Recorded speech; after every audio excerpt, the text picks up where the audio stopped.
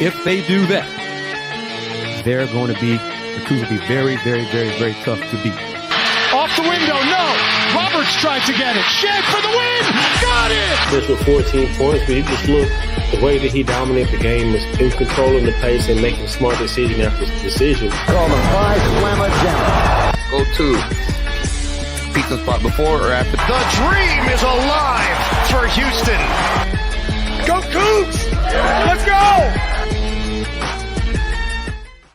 Welcome into the next edition of Let's Rage Coogs, presented by the Saxenian Family and Dunlap. What what a game! Let's go! What a crazy game! From the brink of defeat to the joys of victory. Juwan Roberts, Malik Wilson, the entire Cougars. Emmanuel Sharp doesn't hit a single shot for most of the game.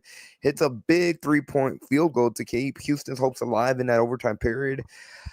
Oh man, what a game! And listen, we started this after the previous show. We gotta show the play of the game. It's obvious. There's no other play. That's why Hunter's in right there. Oh, gotta shoot a 3. Wilson. Oh. To quote Mike Breen, bang, bang, bang, bang, bang. What a shot. Joining us, Kris Gardner. Ooh, what a game. What a game. I'm going to start backwards. Go Cougs! Go Cougs! Yes, Go Cougs, baby! Oh my. What a game. That was a hell of a game. Salute to everybody chiming in. My brothers, I'm sorry I'm a little late. I was typing up stuff to get everybody over here to join us on the show. So Malik Wilson was sensational. Sensational. That clutch 3, there were times I wanted him to take the shots instead of LJ Cryer. How often do you say that in the game?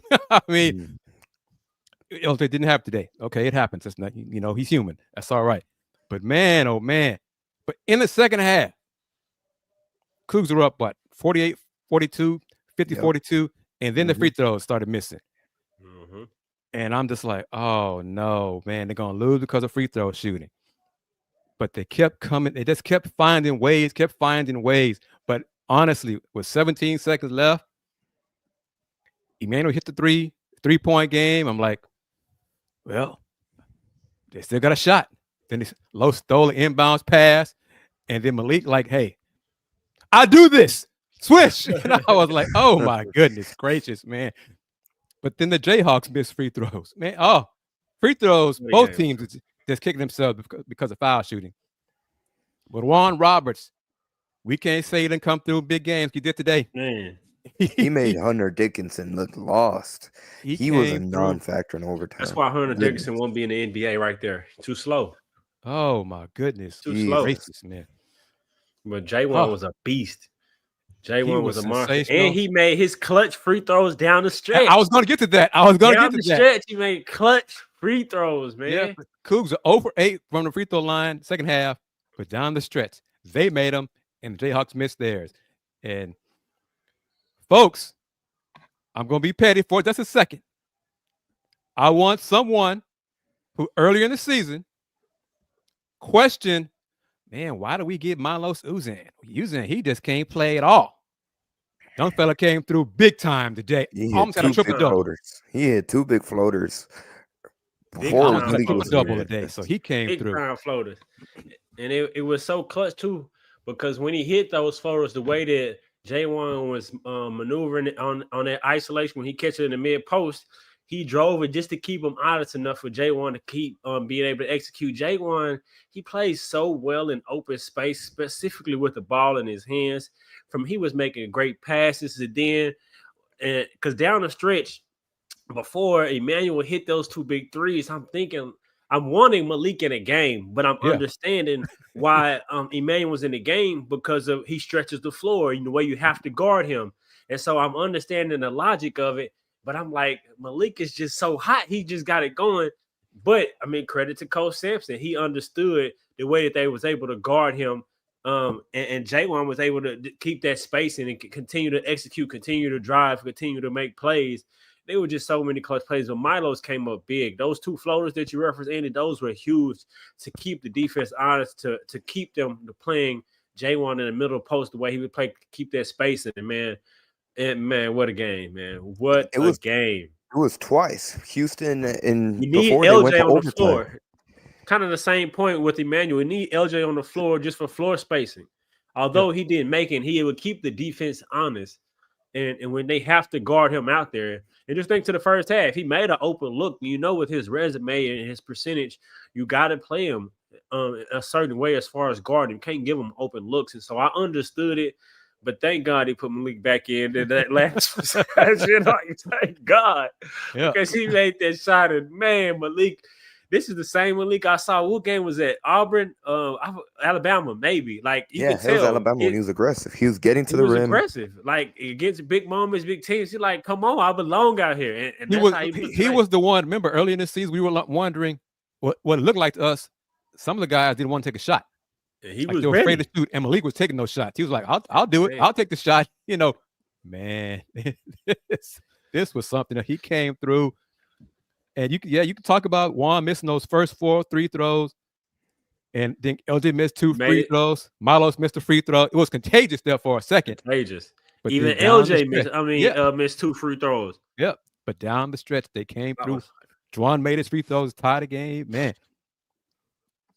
I think the biggest thing, though, was turnovers. Turnovers was key, man. We forced 12 turnovers and got 17 points off those turnovers. And only turned over the ball over 5 times ourselves. And that was big to be able to turn them over and turn those into points. But, I mean, it was a good game. LJ, shooting-wise, was disappointing. But watching the game, he had a different impact in other ways. His presence was impactful. And so I know, I mean, we can say shooting-wise, he didn't have it shooting the ball. But other ways he was on the floor and impacted that game. I understood watching it. I'm like, okay. But man, shouts out to Jaywan. Him and Jones at Iowa State is battling for Player of the Year right now in the Big 12. And the Cougs won this game. They were outscored 13-4 in second chance points. They were shut out in the first half with second chance points, and yet they still found a way to win this game. Mm-hmm. I've said it. I'm not going to take credit for it because this is just January. This team could be special. This team, they're winning games with offense. Okay, with offense. I mean, it's a win, and this is a legit, Andy. This is a legit Q1 win. They don't got to worry about this one getting. They won't teeter around with West Virginia and UCF going back and forth between 1 and 2. This is a legit quad 1 win, and what a hell of a game. It was. I mean, they found a way. Thank you, Kansas, missing your free throw down the stretch too. Floyd Badunga and young fella got a bright future. Horrible execution, inbounding. They couldn't get the ball inbounds. Great defense by the Cougs as well. Ryland Griffin.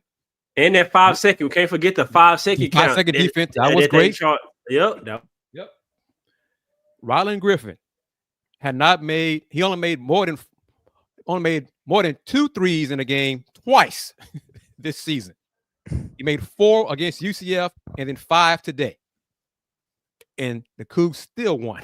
I mean, man, it's just, I'll tell you, folks, it's just January, and you knock on your wood, everybody. You got wood next to you. Knock on that wood, whether keep everybody healthy. But this team looks to be special. Yeah, after tonight, the ceiling of this Cougars team, it leaves you exciting to go in that environment. Allen Fieldhouse, weather the storm, and the message from this game that you can take from Houston is they know how to battle through adversity, and they just keep chugging along. They're chugging along. They were down 10 early. They weathered the storm. Allen Fieldhouse was going crazy when they were down 10. They go on a 17-2 run to start the second half, and then they go ice cold. They cannot score. They cannot hit their free throws. Yeah, they're stuck at 48. Kansas goes on a 10-0 run. That place is loud. It's rocking again. They're down 6 with just a minute and change right before the overtime period. Overtime, they're down 6, and that's the takeaway from this game, and it has you excited because now we see it. If they can play at Allen Fieldhouse and do that, they can do it to anybody. any given night, this team has the talent to be able to win 6 come March and April. And knocking on wood right now, because if they can stay healthy, watch out, because they defend like crazy. And give kudos to Kansas, because they were exploiting Houston's pick and roll defense throughout the course of the game, and Houston was able to just make enough plays to come out on top and execute. And give credit, this is the craziest games that I've seen in the longest time. Any basketball game. Kansas with Badungo on the slip. They slip the screen sometimes. And Hunter Dickinson is a great passer, and he's so tall, has great vision. So I didn't really want them to double him in the monster, because he was picking them apart at times. But they still made adjustments and found a way to win. Emmanuel Sharp hit that 3-pointer with 7 seconds left. To credit to 3, and then Milos Uzan, those long arms, stole it inbounds, tapped it over. Malik Wilson said, "Thank you very much." Splashed that 3. And I'm watching on the stat broadcast, and the stats are ahead of the game, my TV. So, and I'm seeing it 79-76, and then I see it 79-79. I'm like, oh, stuff. I was like, what the hell happened? And then to see it happen, I was like, man, oh man. Malik Wilson, he's put in the work. He's earned that time. And hell of a win. And hell, let's be greedy. Go and beat West Virginia in West Virginia, and make us a great 2-0 road trip. 17 straight wins in the Big 12. 17 in a row. Which is a Big 12 record, correct? Was that what they've shown on the Kansas has the record of like 20. It's either 20 or 22, something like that. But only Kansas teams and Houston have won this many games in a row in the Big 12. No other programs have won this many games in a row in the Big 12. This is probably Houston's second season ever in the Big 12 conference. Phenomenal. Well, we have a lot of people commenting. First and foremost, I'd like to welcome each and every single one of them on this Saturday night after the crazy victory for the Houston Cougars in Kansas. The number 7th ranked Houston Cougars pull away a 92-86 victory over number 12 Kansas on the road, double overtime.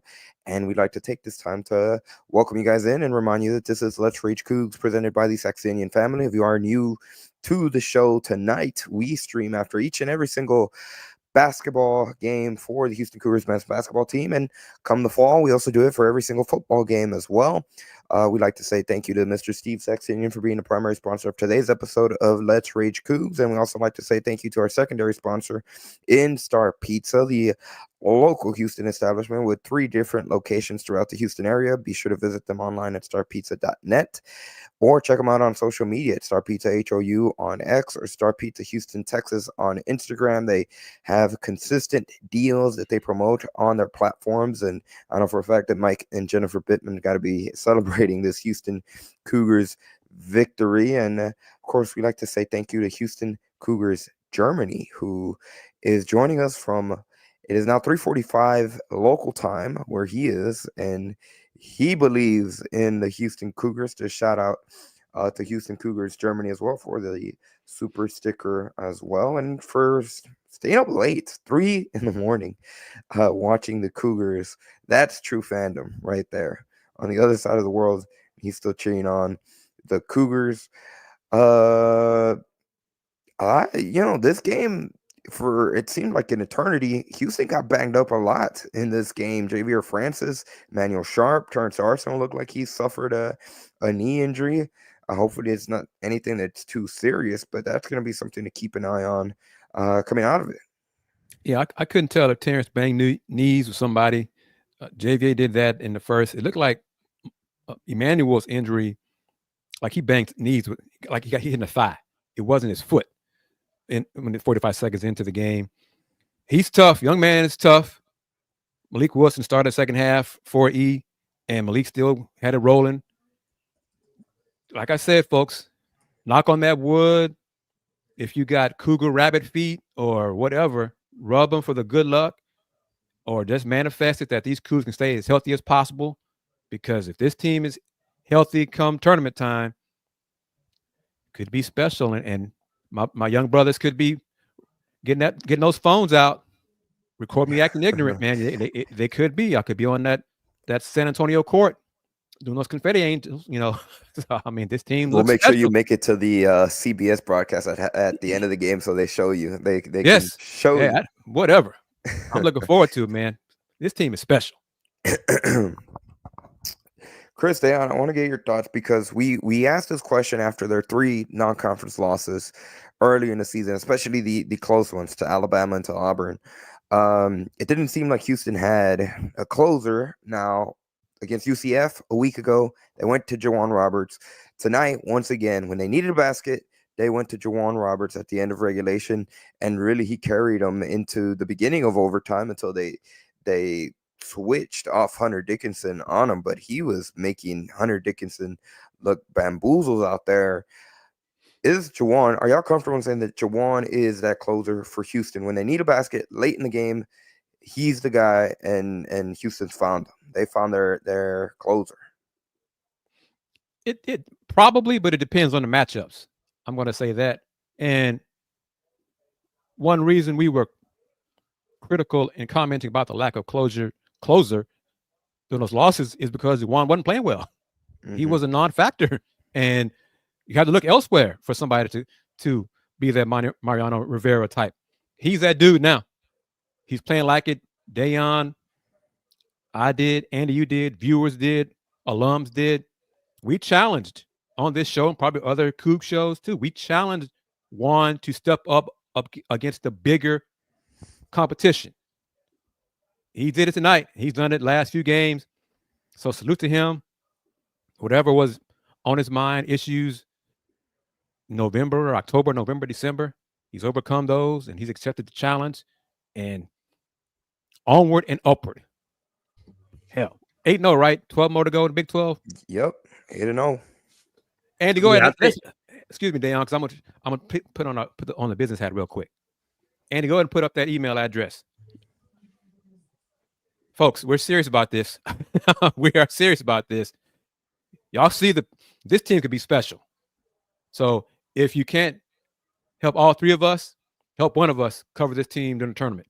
Make it happen. Let's Rage Coogs. We get it done. This team looks to be special. The confidence this team, Milo stepped up and it seemed like his confidence growing half to half, not just game to game, half to half. Just be healthy. Be healthy, and who knows how far the team can go. Yeah, to answer your question, I definitely comfortable saying Juwan is the closer. I think, but to Chris's point, earlier in the season, he wasn't playing this way. But now that he stepped up playing to the preseason All-American that he was expected to be, and now he's playing that way. I think it's confidence, especially with the way he can play in space and the way he can catch it at that free throw line and isolate and make the correct play, whether it be a passer or being able to finish. And now I think his confidence has to be sky high, because oftentimes when I watch him, it would be a confidence thing, not knowing or expecting to come out and be a beast and be dominant. But I think the way he's been playing over these last 8 games here in conference play, I think his confidence has to be sky high, and the team has to be pumping that confidence in him like he's the one. And I think he can do it. But I think it is a game-to-game matchup, but regardless of the matchup, he has to be able to touch the ball and be aggressive. Because you look at the first half, he had some of the same looks. They just weren't falling. Second half, he stayed with it, stayed persistent, and stayed confident and decisive going, trying to score. And that's what we need, whether it's falling or not. Be aggressive, get that ball in the paint, because he is one of the ones besides Malik that can get inside the paint. And Milo's did a great job of that as well, though. And keeping his dribble alive. Los kept the dribble alive when he got those guys on his hip. That's good to see. And Mr. Roberts, some great passes from the post. That bounce pass, to Tugler. And to further Dayon's point, there have been times in the past, early in this season, when Juwan Roberts started missing shots. Good looks, shots weren't falling. He would stop being aggressive. He would pass up shots. He did not do that today. He kept it going. They kept feeding him. Shots started falling. And he made some tough shots. I mean, some of those shots he those made were some those tough ass shots. Those left hooks were incredible. Yep. But this 0 for 8 free throw Especially that line. and one he got. The and one, that was tough. That was tough. So that was good against good defense, physical. He made the shot and overcame that 0 for 8 free throw shooting stretch, which, 4 from Roberts, 2 from LJ, 1 from Los. But Malik Wilson came through. Clutch. Los came through. Emmanuel Sharp on one leg came through with a deep three. It's a hell of a win, man. It's a hell of a win. And for those folks, y'all heard it, y'all seen it. Well, yeah, who have they beaten? They haven't beaten anybody yet this year. Can't say that now, although some of those haters will say this is not a very good Kansas team. Yeah. So haters gonna hate. That's all right. Let them hate. Cougs are 8-0 in the Big 12. I want to bring up this comment by Mr. Big Texco. He says he doesn't believe Juwan's a closer. He says in situations, I think he's kind of leaning a little bit to your point, Chris, where it depends on the situations, but he says that it will have to be Sharp or Quire. Juwan can make plays out of the post. I disagree. I think if it's going to be one of those guards, well, I could see it being Sharp because it looks like they've gone to him, especially in the Auburn and Alabama game, even against San Diego State when they lost.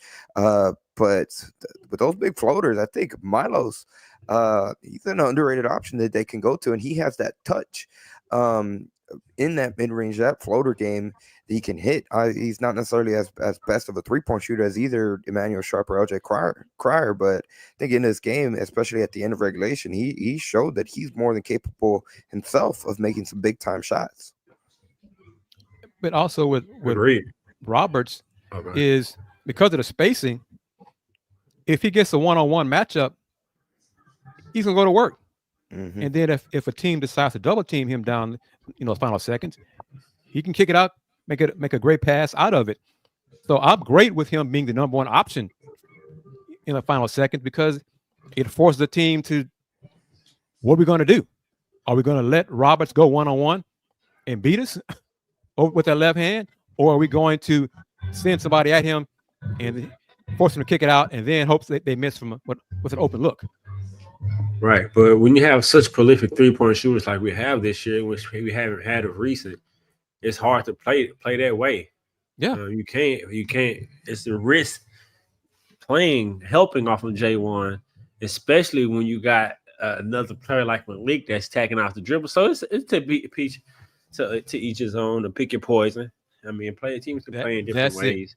Pick but your poison. Oftentimes, like you can, I would. Well, it depends on the depth. There's plenty of ways that teams can play, but I definitely agree with Andy's point too. I think Milos is almost really a closer in himself because of the decisions that he can make and the way that he's seeing the game now. I think the way he's seeing the floor now is understanding. Like today, he was so patient, being in the right spaces, attacking, keeping the defense honest, and making them force him to be a threat. Because oftentimes when he get the ball on inside the paint, he wouldn't even look to attack. But now he was looking to attack. He was finishing, catching, shooting.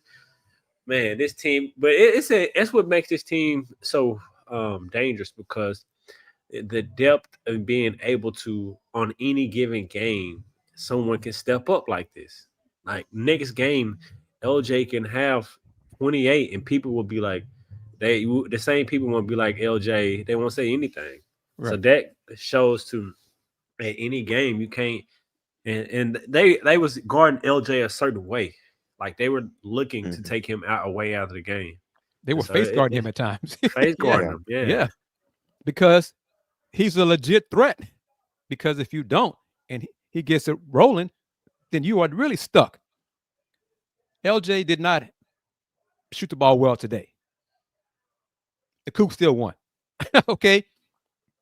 Think about that. Yeah, LJ, Emmanuel, correct. Combined 3 for 15 from 3. 2 of the best three-point shooters percentage-wise this season. And the Cougs still won. Folks, how often Cougs are winning? They won this game with offense. this team can beat you with defense, but Malik stepped up with offense. Robert stepped up with offense. Lowe stepped up with offense. This team is different. That I felt like I was jinxing them with a little clip from the writer with the Athletic talking about this year's Cougars team is different because of their 3-point shooting. Fran Fraschilla mentioned during the broadcast, the defense is rock solid, but you got great 3-point shooting this season. Well, from a lot of the game, 3-point shots didn't fall, but they came in spurts. And when Emmanuel hit that 3, Los hit that 3, game was over. You could just feel the buildings was like, oh, damn, we had our chance, we didn't get it done. So this team is different, and let's see how long it can last. Now, I don't expect them to go undefeated in the Big 12 because Big 12 was too tough. Mm-hmm. But this win is a hell of a win. It's a statement win. It's a win that answers a lot of questions that some haters had. Now, they can follow it up on Wednesday, 9-0. And what? Kansas has now lost 3 times in Big 12? Yep, they're 5-3 conference play. Correct. That's 3-game lead for Houston over Kansas. 8 games into the conference slate. That's a lot right there.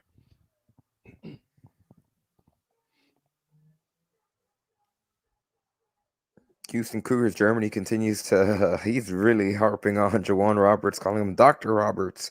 And he definitely earned that moniker in this game. Yeah, Crabtree, hell of a win to win there. How good KU's been playing the last few games. KU beat UNC, Michigan State, and Duke. This is a great win, and that's a great point. Like, Kansas has some pretty big wins under their belt. So definitely there might be people that try to discredit this victory, but a win at Kansas is going to be it's not easy to do, and you could tell really hearing from players and even just leading up to this game, this was definitely a victory that Houston really wanted and really kind of atoned for how it went last year when they first went up to Allen Fieldhouse. Yeah. And it's one of my keys to getting off to a good start, not falling so far behind like they did last year. And they were able to do that. And man, this was just so impressive. Really, the way that they fought back, because it was so many people that I'm in different group chats and seeing people like they turned off the game. When they were down 6, they thought it was over. And then, man, so just the fight, just the toughness, like this win is going to go a long way right here. This is one of those signature wins in a season that can really propel confidence. Because Coach Simpson's been saying we're a good team. I think now he might really feel the sentiment like, no, I feel like we're a really good team right now in the month of January. You know, he takes it month by month, and I think they can get a little better as the season continues goes on. But right now, they're playing so well defensively. They're one of the best teams that I've seen. And it sends a message across the entire country. Go ahead, Kris. They answered KU's runs. You know, they answered with offense. You know, so this is a statement win. It's a hell of a win. And I'm looking forward to the next game and just take it one game at a time. And we'll go from there. But different guys stepped up. Malik Wilson, he carried the Cougs in the first half. He kept them close with his points in the first half. I almost wanted him to shoot more in the second half.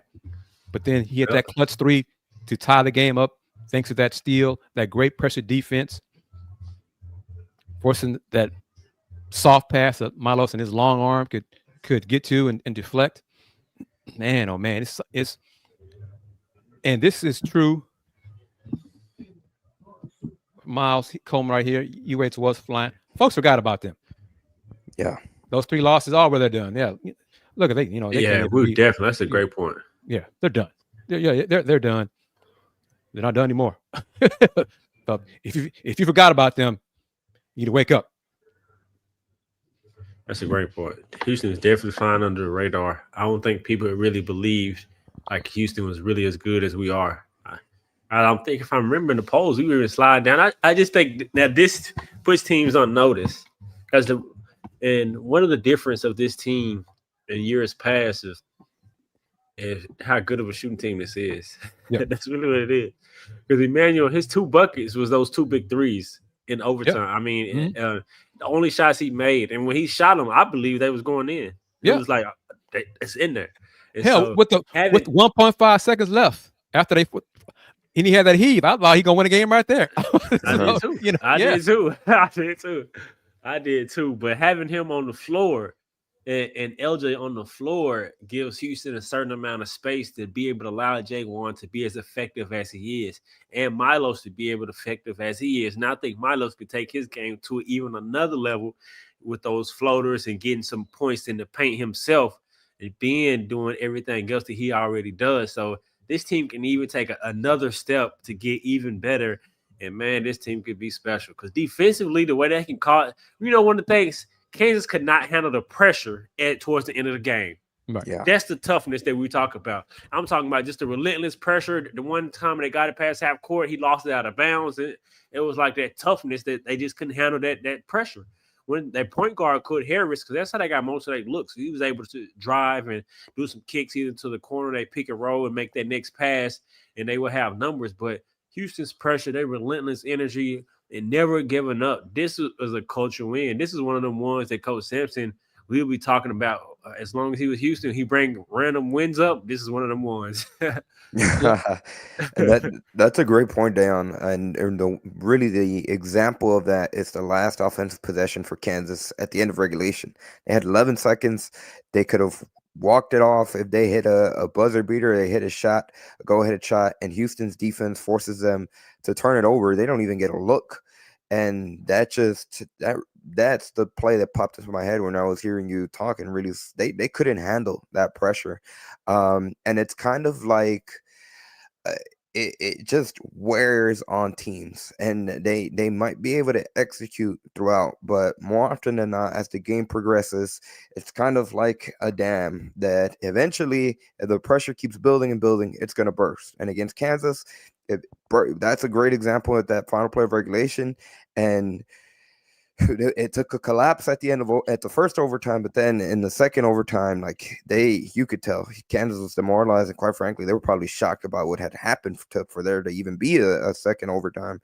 But that's a great point. Like this Houston Cougars team is relentless on defense, and they're gonna keep locking you down regardless of what's happening. What's happened previously in the game. And it's one of the things that really makes these Kelvin Sampson teams, and this team in particular, such a special team with such a high ceiling, because you know what they're going to give you night in and night out on defensive end. And now this team also has the capability of matching you point for point and flat outs, scoring you in any given stretch. And they can go on those runs quickly like they did at the beginning of the second half. They could be cold one moment, hot the next. This steal by Manuel, another example of the culture. I wonder how many times when the post game was culture mentioned by either the Coach Sampson or the players to the media, because that was a culture play. This was a culture win. They stepped up, hit clutch shots, culture steal, culture hustle, culture three-point bucket when you need it. This team, 6 wins. This team could do it. This team is special. And I know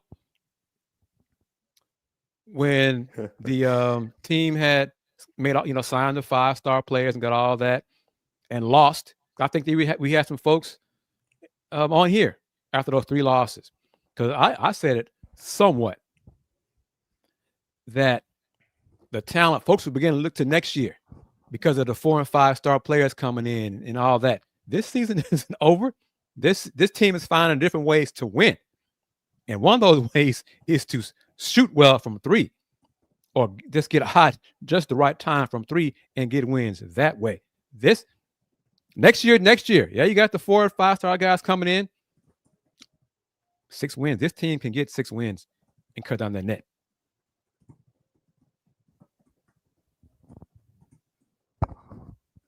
On that note, we'd like to take another reminder to thank today's sponsors on this edition of Let's Rage Coogs, beginning with Mr. Steve Saxenian for being the primary sponsor of not only this episode of the Let's Rage Coogs postgame show, but each and every single postgame show throughout the entire regular season for your Houston Cougars men's basketball team. And kind of to bring up again the plug that Kris mentioned earlier, but it is only for the duration of the regular season. So if you would be interested in being a primary sponsor for any of the Let's Rage Coogs post-season shows, which starts with the Big 12 tournament come early March, be sure to reach out at Let's Rage Coogs, or the email that you see on the screen, letsragecoogs@gmail.com. But big thank you to Steve Saxenian for being the primary sponsor of this edition of Let's Rage Coogs. And of course, we also like to say thank you to today's secondary sponsor, and that is Star Pizza. With 3 locations throughout the Houston area, Star Pizza is your go-to stop before or after the game. Big thank you to Mike and Jennifer Pittman, and be sure to check out any of the 3 Star Pizza locations on Tuesdays and Fridays during lunchtime for their all-you-can-eat pizza buffet, and check them out online at starpizza.net for their various offerings, and they constantly have different deals throughout the week. On that note, I know we already technically played our play of the game, but with this game, I think we can make an exception and have two.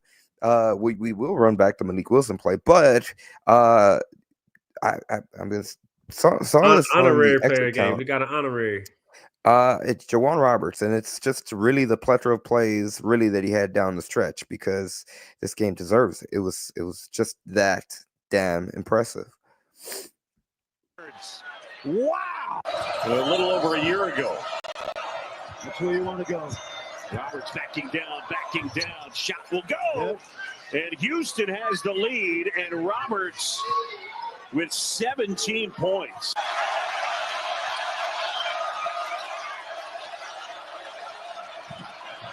Roberts head of steam off the glass and good, and he has 19. And he was fouling that one too. He got hit in the face. Yeah. I mean, Kansas just had no answer for him. I mean, in that late stretch, end of regulation into overtime, it was just to see him go to work, see him have the confidence. That last shot, to see how pumped up, how excited he was, it's really fun to watch. And to do it at Kansas, that's another impressive win, and it's just, from a Houston perspective, it's phenomenal to see. And this is Coach Sampson's first win at the Fog. So I'm sure he brought that up. I'm sure the media brought it up post game as well. This team is special, and look, the Rockets beat the Cavs as well. So H-Town stand up. H-Town hoops. But this team could be special. This team is special. It is just January. This team can still get better. And they will get better. It's expected to. February to March to April. Coach Self, I was kind of surprised. 6-point game final score that Coach Self did not foul in those last 17 seconds. I mean, hell, the Cougs were down 6 with 20 seconds left, and they forced overtime. So, But hey, our football guy, say, man, Bryce, man, you know hoops. You want to come on the show, man? Just let us know. We got your contact info. But I don't know about this. Milos, well, he is replacing Shed, but you got to do it longer, obviously. But salute to Los, because in November, there were folks saying, I'm not sure Milos is the right person for this job. I don't know if he's good enough. What did Coach Sampson see in him? Or blah, blah, blah, blah, blah. Okay, well, fast forward to January 25th, 17-9-9, and 0 turnovers. 2 clutch floaters, hit a clutch 3. He's playing with confidence. Okay. Y'all see this, right, Dayon? Andy? Yeah, he says book it. But the next one. First round on me. At the Riverwalk. We'll see you there. And I'll say this. I'll tell y'all after the show, off the air. Because it's for us in media. So, but yeah. But this you cannot underscore. Yeah, that is true. They flashed it. How impressive this win was, how gutsy this win was. And yeah, I know KJ Adams didn't play. He's dealing with a shoulder and all that, but Emmanuel Sharp is banged up too. This was a hell of a win. They truly down 6 with, honestly, what was it, 7 seconds left when he hit the 3. Mm-hmm. And then the steal. And then the other 3 to force overtime. I mean, they forced this game with 3-point shooting when they struggled from 3. 3 for 12 in the first half. They made 5 threes in the second half. And 4 of them were like in the last 6-7 minutes, kind of the end of regulation and overtimes. Yep. Wow. Amazing. Finding ways to win. They made 2 threes. They were, 2 or 4 from 3 in the second OT. Made 5 or 6 free throws in the second OT. Jayhawks did not shoot well from the line in that second OT. They were only 1 for 5. Key turnovers. It's just,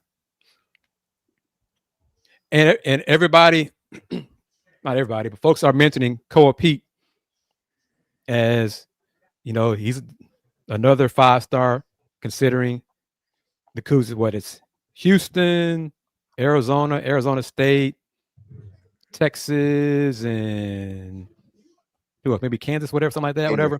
Baylor, Arizona State, Arizona, Houston, and Texas. Those are his final 5. And really, those haven't changed for a while. So, but this team, let's focus on this team. Yeah, we got talent coming in next year, but this team can win the chip. This team can win the championship. Real title contenders, definitely. No question. And it's Fran Fraschilla, Coach Self, folks who we respect, basketball. This Cougar team is not the same team playing in November. They're so much better now than they were then. But as Andy said, this team can still get better. They can still improve. Too bad we can't fast forward to March, but you got to take them as it is.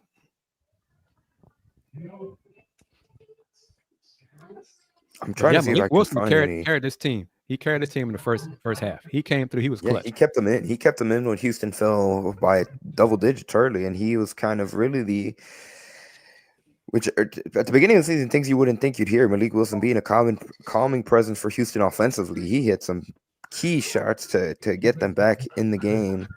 I'm trying to see if I can find the comment. Here it is. Yeah, Crabtree said that Bill Self said that Houston is maybe the best team in America. And he was happy their team went toe-to-toe with them.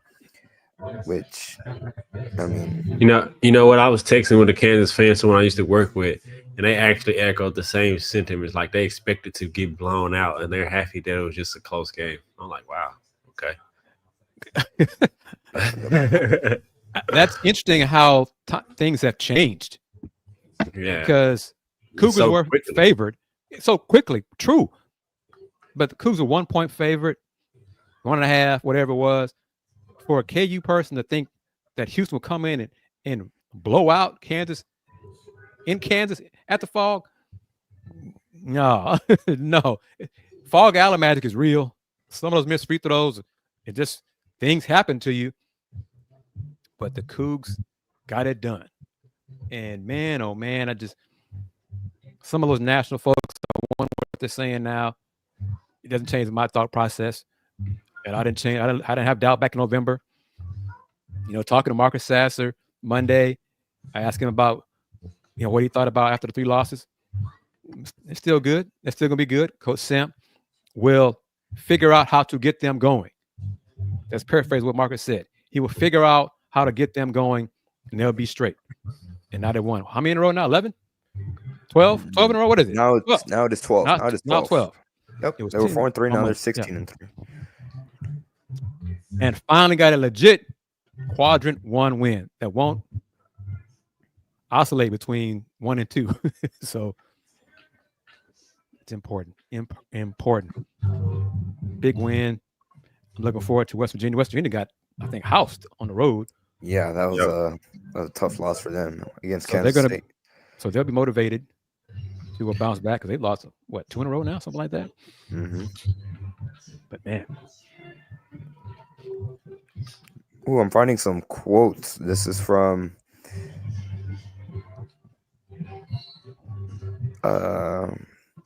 that's interesting. I'm reading and trying to paraphrase some quotes. Kelvin Sampson really high on Kansas after the game. Had high praise for Flory Bidunga, who he gave Houston problems in this game. Man, he did. Quite frankly, if he doesn't fall out in that second overtime, maybe it's a much more closer outcome. Hunter Dickinson. This is a direct quote from Hunter Dickinson. This is from a Kansas reporter, Landon Reinhardt, on Twitter. From Hunter Dickinson, it's a gut punch. We did everything we needed to win. Obviously, they didn't come out on top.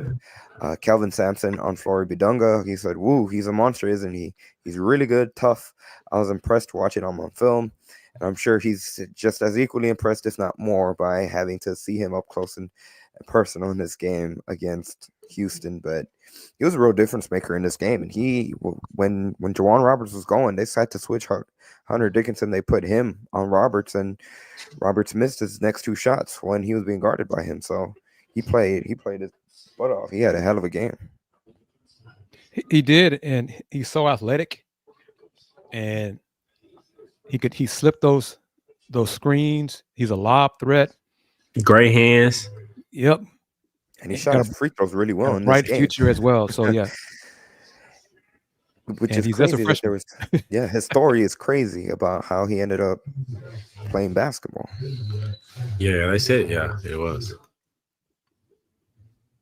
So he's going to be a bright future he's going to be a player with a bright future for Kansas. NRG Texan, I asked myself that same question when the play happened on the Emmanuel Sharp butt steal. He jacked the ball while he was falling down, came away with it. That just goes to show the hustle and tenacity that this Houston Cougars team plays with. Luck's going to favor the team that hustles more. They're going to get a lot more of the advantages from a lot of more breaks more often than not. You know what? This is a great point too by Ronald Brown. Credit to the Kansas student section, because it was distracting for me when they would pan to the wide view shot whenever Houston players were shooting free throws on that side of the court. But I can't imagine having to be the actual person trying to shoot free throws. I'm sure that had to have played some type of factor, because the student section was definitely in the game, and that had to do something. What Coach Self, he challenged the fans. He said, I read in a Kansas article that he thought the students had not been very loud as usual this season, except for the game against Carolina. So I think students said, okay, we're going to show Coach that we can be as loud and raucous as usual. But the Cougs made their free throw down the stretch. So pushed them up. So what was it? It bothered them, and then it didn't bother them. So free throw shooting is concentration and focus. And then why did KU miss their free throws? Because the fans weren't making noise when they were at the line. So hey, it's a hell of a win, and it is just it's part of being a fan. Ronald Brown, it's part of the home court vibe and atmosphere. Cougs. If we have it set up differently construction-wise, we'd have that at Fertitta Center. Right. Exactly. That's something we need. I wonder if they try to incorporate something similar to that. I know I can't remember. It might have been after they went to BYU last year that they began incorporating the signs up the tunnel, where they kind of move it to try to incorporate, and then they even have the what do we call those? The floaty, I know they have inflatable, the auto dealer balloon tube stuff. man. Yeah, there we go. inflatable tube, man. So shoot, maybe they try to incorporate something like that, but it's not you the have the same. tunnel right You got- smack in the yeah, middle. Right, that's the thing. It Yeah. limits what you can do. So do something, figure it out, help add to the vibe and the atmosphere at Fertitta Center. Place should be rocking. Talk about, but that'll be next. Oh man, can't look too far ahead. Next Saturday is gonna be special. But next game is Wednesday. Morgantown, West Virginia wants to bounce back, wants to split with the Cougs. So we can focus on that. Javon Small, hell of a player. Ready. They'll be ready, and they need a win too. Loss, so after this loss, they'll be ready. But we can talk about the Cougs and this awesome win on the road. Sensational, gutsy performance. Hell of a comeback. Pick your cliches, whatever you want to say. But Cougs win, Cougs win, Cougs win. Definitely the biggest win in regular season or conference win for Coach Sampson. All at Houston. Yeah, Crabtree, Benunga led all scorers, but KU had 4 guys in double figures: Mayo, Dickinson, Griffin, who could not miss from 3. Griffin was another one of the players that gave Houston problems, which is interesting because he came into the game just averaging 6 points a game. It was just over one 3-pointer a game, and comes in, hits 5 threes, and for a second there, it looked like he had hit the dagger on Houston. Yeah. And somehow they overcame that as well. So his last, prior to tonight, his last 5 games from 3, 1 for 4, 0 for 2, 1 for 2, 0 for 0, 1 for 5. So those last 5 games, he combined to make 3 threes. But that's a player who played at Alabama last year and played all the way deep in the tournament and shot the ball really well. So he's still just for him, new scenery, kind of like how similar our players settling in, and he had his coming out party.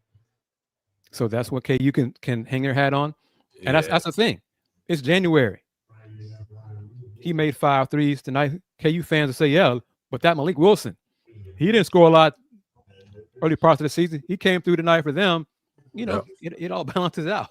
Mm-hmm. This is a hell of a game. I enjoyed it. Had some strange stuff in it, but it was competitive. Great effort. Clutch plays, clutch shots, hustle. These were 2 of the top teams in the country going at it. And I'm glad to say that the Cougs got the dub.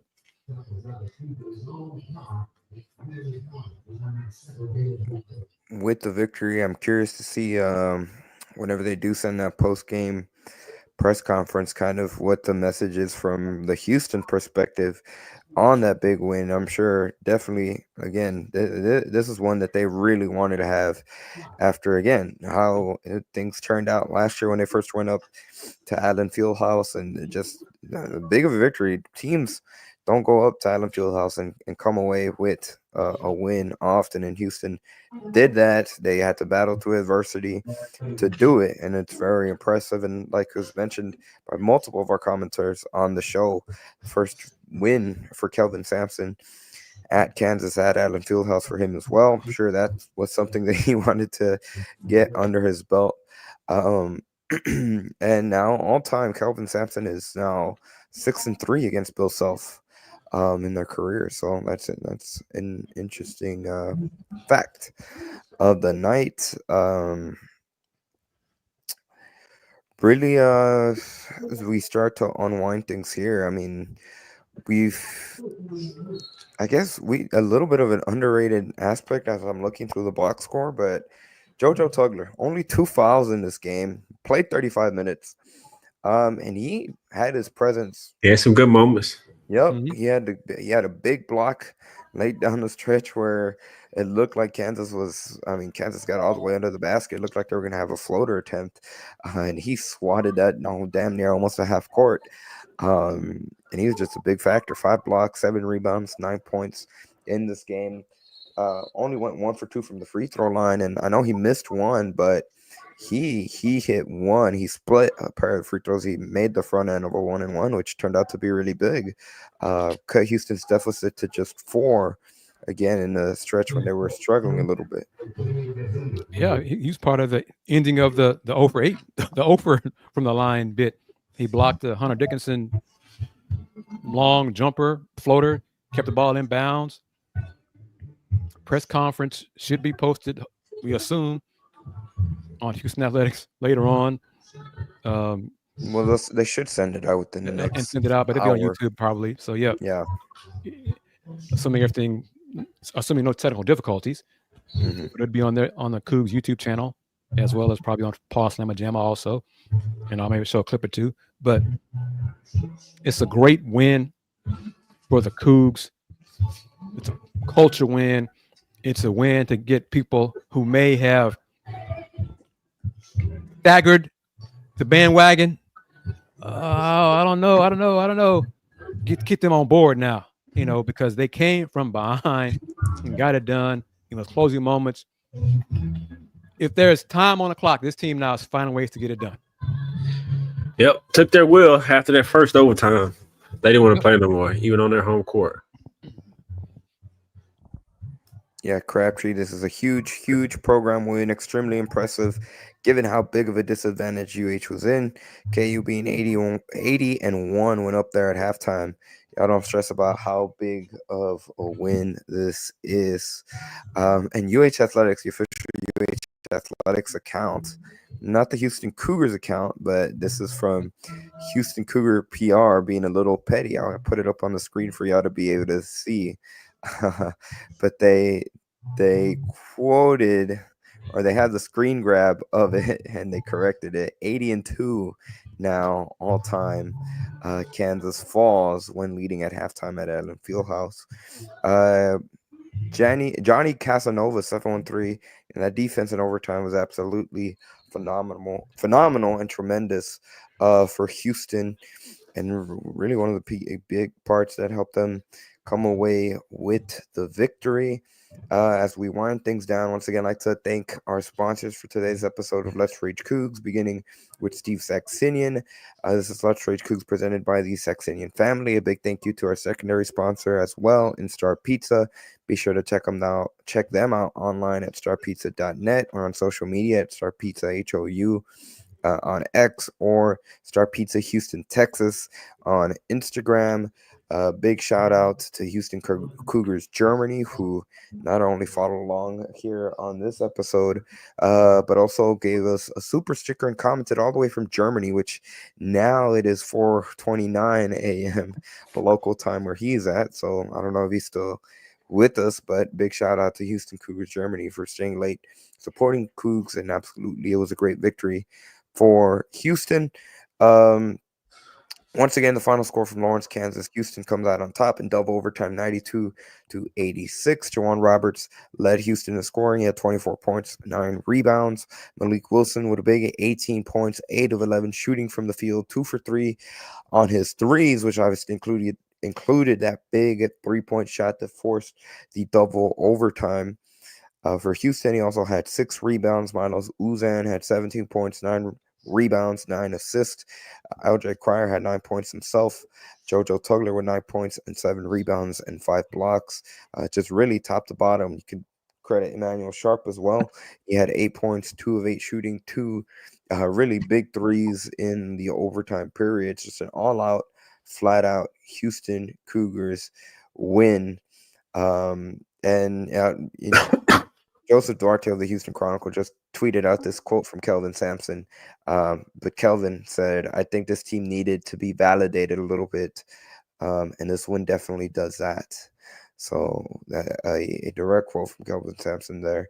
Even the team internally, they won't acknowledge it much, but they hear all the noise around the program, and definitely nationally, like we mentioned earlier, after the early 3 non-conference losses in November. They didn't really play that many games in December, and even the games they did, not necessarily the most eye-popping opponents. They've been underrated since November because of those 3 non-conference losses. But it goes to, and it's a thing that Coach Sampson said during press conferences after that asking media, do y'all remember how many games Alabama lost non-conference last year? Mm-hmm. How many games Alabama lost during the season last year and still made it to the Final Four? He was making a point. The season isn't over just because you lose 3 times in non-conference, especially when you are a solid program that has the track record of getting to the Sweet 16, getting to the Elite Eight, getting to the Final Four. This team has grown from that experience. They're getting better. Let's see how far they can go. And about Koa Pete, I've heard different things about Koa Pete, but that's next season. Let's focus this season, because I'm going to flip it around on folks. This team, this year's team, can win the chip.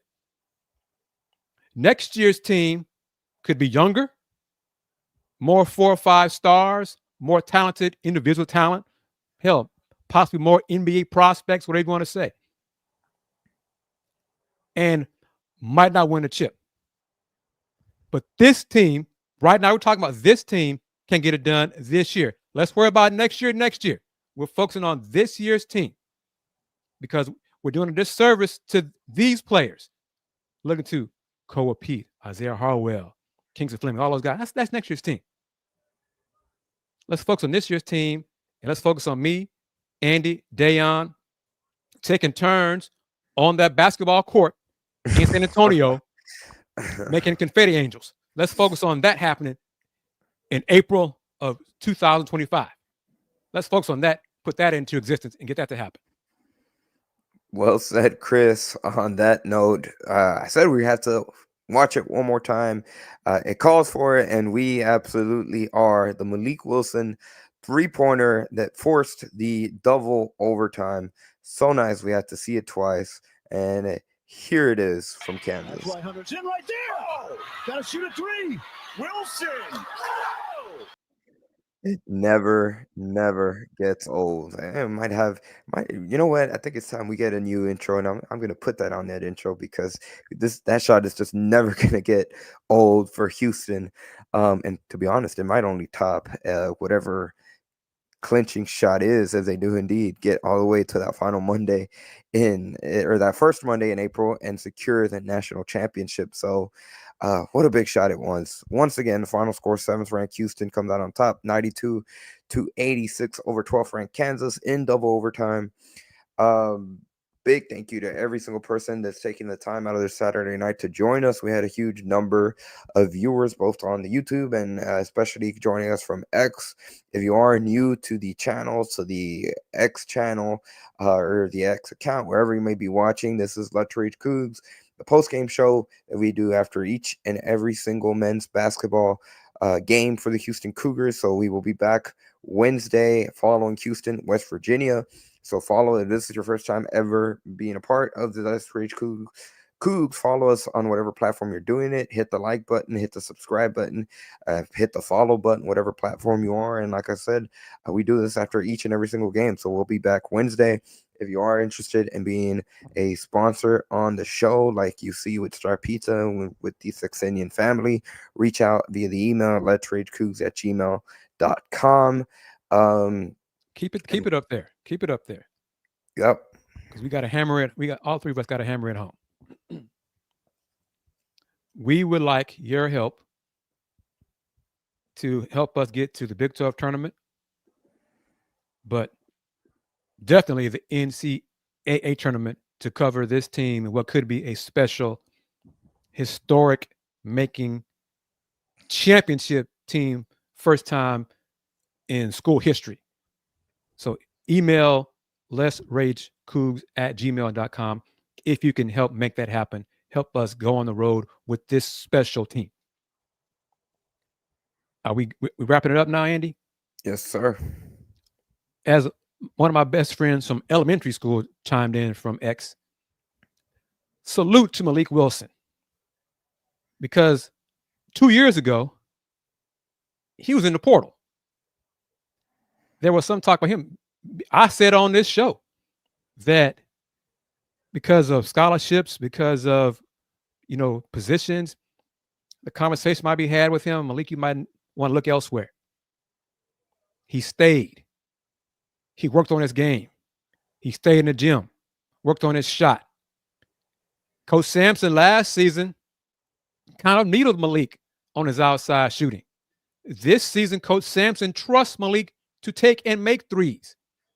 And Malik delivered that clutch three that we saw to force the overtime. So salute to him and his hard work and development. This program, Malik Wilson is another example of development in this Cougar program. So thank you, everybody, for chiming in your comments and your questions on this edition of Let's Rage Coogs, post-game style, the original post-game show for Houston football and men's basketball. Follow me on the platform at Houston Roundball Review. Subscribe to all of our platforms. As always, I'm going to let my brother Dayon do what he does, say what he says. But y'all know it. Or if you don't know it, if you're new, welcome. Don't be a stranger. See you on Wednesday. Since 1994, the Houston Roundball Review. Local name, global perspective. Independently owned. Yes, sir. 1994. Let it be known, man. I want to give you your flowers live. I'm a huge supporter. I'm proud to be a partner, a brother of you, independent, doing what you've been doing since 1994. Man, being in the media, that is not easy. So for all the hard work that he's done, continues to do independently on his own, man, I salute you. I'm proud to work with you, to be anything I can ever do to help you, man. I'm one phone call away. I salute you 1,000%, 1,000%. Thank you, brother. Like Kris said, fans, partners, this is numbers continuing to grow. As we grow, numbers grow. We wouldn't do it without you guys. Send us an email if you want the sponsor to play the game, player of the game, or you have ideas or you want to send us to the tournament, whatever the case may be. Cougs help Cougs, man. Let's do it. What a win, man. Malik, and also to your point with Malik, really speaks to his character. Coach Sampson talks about character kids.